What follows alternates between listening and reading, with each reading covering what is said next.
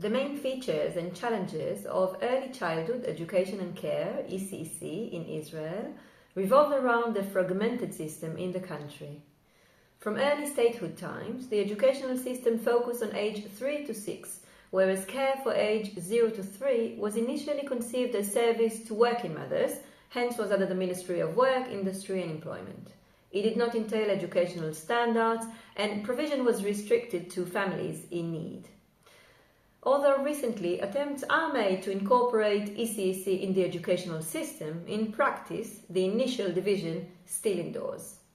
Therefore, ECEC in Israel is mostly based on private businesses with minimal regulation of technicalities such as safety and hygiene, and hardly any regulation of personnel.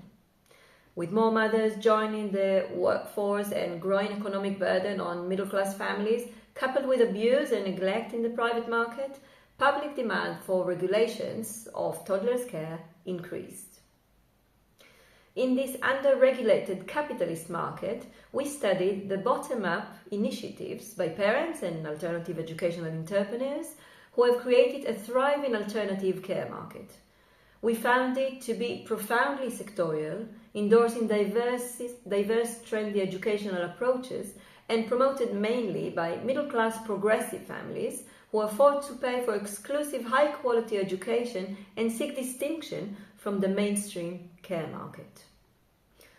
Consequently, the main features of social innovation in ECEC as emerges from our study are, one, that it is a bottom-up dynamic led by local actors, mostly parents, but also educational entrepreneurs who offer their service in the neighborhood, and two, that it makes fertile ground for prosperous, diverse educational approaches, including cutting-edge alternative ones that underline connection to nature, economic disinterestedness, and both communality and individualism of children.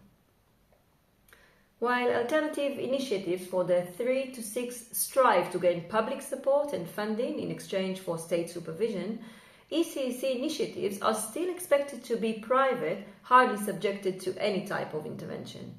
Moreover, proponents of such initiatives, who are often the same actors who endorse school-level initiatives, make the resistance to top-down interventions central to their educational identity and persist with their counter-institutionalized agendas.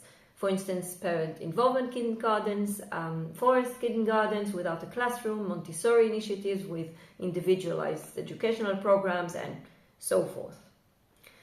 These counter-institutionalization agendas are intriguing precisely given the fact that government's policy is anyway that of minimal intervention. In other words, these parents and entrepreneurs are not actually trying to change the existing system.